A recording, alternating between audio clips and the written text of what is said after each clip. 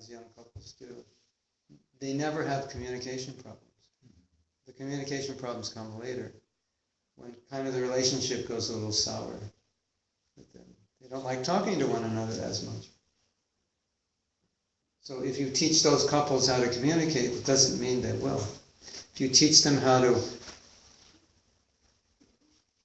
develop that relationship that they had before, or how to develop a better relationship, they'll communicate. Does that make sense?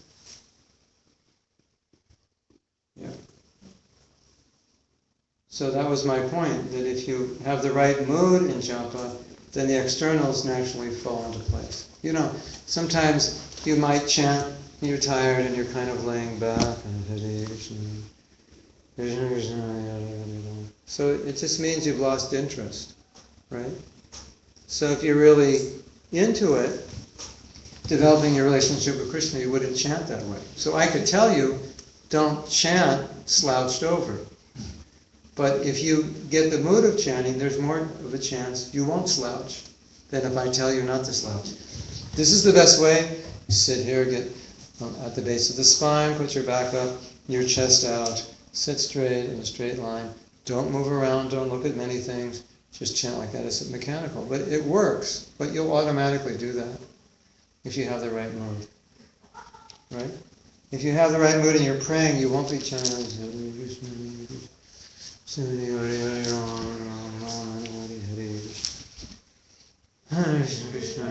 You won't do that. You just won't. You'll be sitting up because your consciousness is such that your body posture follows your consciousness, doesn't it? Right? It's the World Heavyweight Championship in this corner, so and so. And he comes out.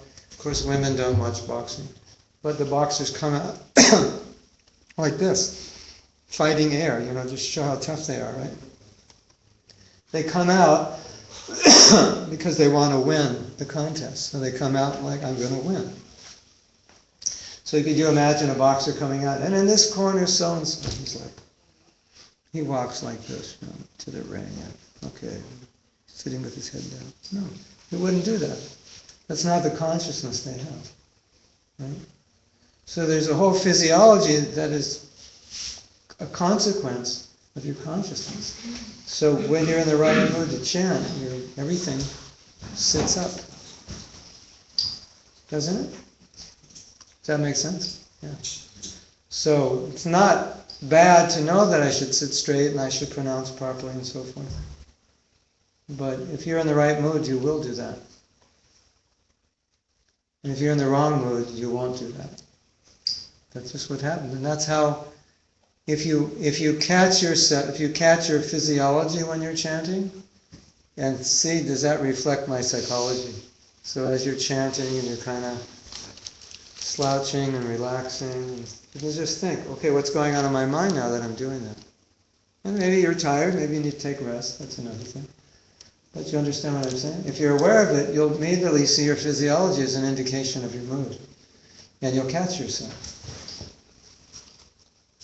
Yes? Right. Okay. All right, you're next. Close. Yeah, the idea that there's a person that you can relate to, so it makes japa as part of the conversation.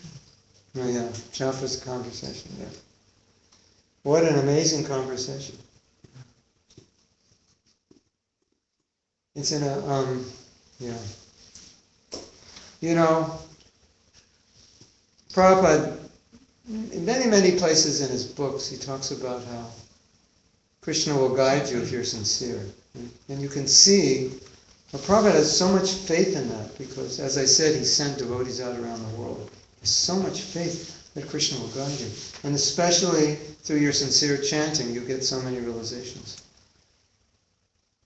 And it's just such an amazing time every morning for every devotee to go deeper into their relationship and get all their realizations. Now, one thing that Prabhupada said, which is very important for us, how important is it? Very important. Is everyone awake? Raise your hand if you're awake.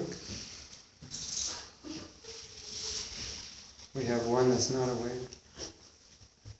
A few that aren't awake. If you're not awake, please wake up. Bhagavad Gita, something really important. Where Prabhupada says, your advancement in spiritual life depends on your realization. If that's true, which of course it is, because Prabhupada said it, then the next logical sequence, which Prabhupada explains, is therefore, you always want to be in a situation where you'll get realization. Because realization is like a light in a dark forest, which gives you an idea how to get out. Every realization you get is a way to get closer to Krishna, and another way to get away from Maya, isn't it? It's just insight. Maya's trying to pull me this way. Krishna gives you an insight how Maya's trying to pull you. It gives you an insight how you can get away from that. It gives you an insight how you can come closer to Him. Right? Isn't it? So we need that, don't we? We need realizations. Otherwise we're stuck in the forest and the material world. How are we going to get out? We need it. So we have to live our life in a way that we can get realization. Right? If you don't have any realization, you have no impetus. Because there's nothing, your life becomes kind of just basically dull. You ever had that experience? Dull? My life is dull. What's your realization, Prabhu? I don't have one. It's just dull. No, that you can't advance in that consciousness, right? It has to be vibrant and alive. And Krishna will always give you realization if that's what you want, if you want to advance. And you get so much realization from japa. It's amazing how much you can get. It's incredible what is there in your japa bag. Chintamani, jewels. There's hundreds of thousands of realizations in this bag. Right? But you could go through a morning, but the only realization you have is, I'm happy I finished. That'll be your only realization. You can put my beads down now. And that's very unfortunate if that's our only realization. You ever have that realization? I'm glad it's over. Now I can do whatever I want. Yeah. That's the realization. That's the realization you don't want. But now my job is done, I can do whatever I want. There's so, and if we don't get realization, then basically we can't really deal with Maya, because Maya is very tricky, very subtle, very powerful. And it's these realizations that are like weapons against Maya. Don't you agree? Mm. Yeah, so the more you get, the more inspired you get. The more you get, the more you see the path to Krishna. And the more you see where Maya is standing. And if you don't know where Maya is standing, she'll come and get you. You won't even realize it till it's too late. And then you say, Maya, you got me again. You're so sneaky. I should have known. Yeah, so why didn't you know? Does that make sense? Yeah, okay. So, who else would like to share? Yes? Yeah, we should pray for His mercy when we are chanting. Bless me to be a good devotee. Yes, yes. That's, yes. If we're chanting and not praying for mercy, then what are we chanting? What are we doing while we're chanting? That's the question. What's the chanting all about? Then we're chanting to get the 16 rounds done. Then we think if I get the 16 rounds done, then it's like a time card. I've plugged in the time clock for 2 hours, and my ticket back to Godhead's still valid, right? That's what we think like. Isn't it? Yeah, I did 16 rounds, Visa to Goloka, still valid. Ticket still valid. Yeah, but it's not exactly like that. Just like we said in that letter that Prabhupada received, and he said, I don't think you're chanting properly. Which not chanting properly is almost the same as not chanting. You have all the symptoms of someone who's not chanting. Therefore you must be making offense. It's a very important point. Isn't it? Okay. Anything else? Yes, sir. I can't change your whole life how you chant. It's like your whole life completely. Oh yeah.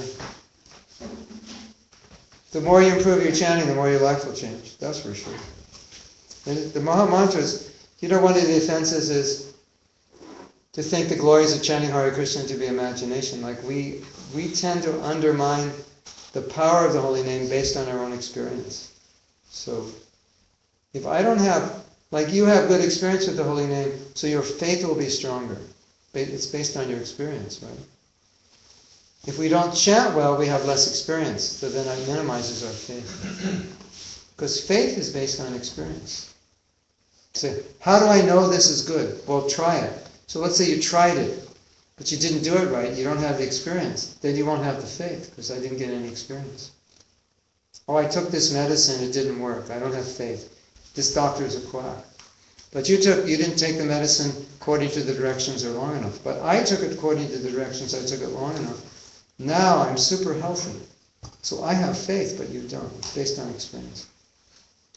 This is a very important point. Because if you don't chant properly, you don't get experience. If you don't get experience, you don't have faith. If you don't have faith, it reduces your energy to chant properly, because you feel like, well, I don't get much out of chanting, so why try?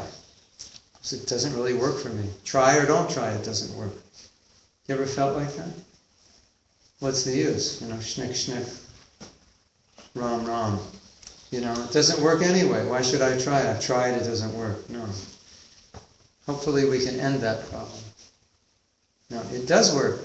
And when you get that experience, you get faith. And faith is so important. And if you chant bad rounds every day, you will lose faith in the power of the holy name, because you won't be experiencing it. And that's a dangerous position, don't you think? That's dangerous. To be in any position where you're not experiencing Krishna consciousness is dangerous. You ever come in a temple, you see the deities, and there's like nothing. You just see them and like nothing. Right? That means our consciousness is not in a good state. It's the same thing with chanting or any devotional experience. When your consciousness is more pure, the experience is stronger, isn't it? Yes? So it's very important. You make the proper effort and you will get realization. The result, realization will give you faith. That faith will give you energy to continue. Yes? I had one time, I don't know how true it is, I had one time, there's 3 things you shouldn't instruct a devotee on. One is the driving, the other one is the cooking, and the other one is the japa. Who said that? That's a new one. Somebody didn't want to be instructed. What shastra's in that? Don't instruct them how to drive. Well, that? What? Driving japa and cooking. Oh, chanting japa while you're driving? Chanting japa while you're cooking? Don't teach anybody how to cook, don't teach them how to drive, and don't teach them how to chant. Yeah, because unless you want to lose a friend. I don't know. And it seems like, particularly in japa, then devotees don't seem to be too often when they're in japa and the japa is not good, if someone comes along and says, I could go stand up or walk up and down or something, sometimes they'll just ignore you because they think, well, I'm doing okay, I don't want to take instruction from you. Yeah. Rather than, this is maybe some Krishna's giving me another opportunity to improve. Yeah.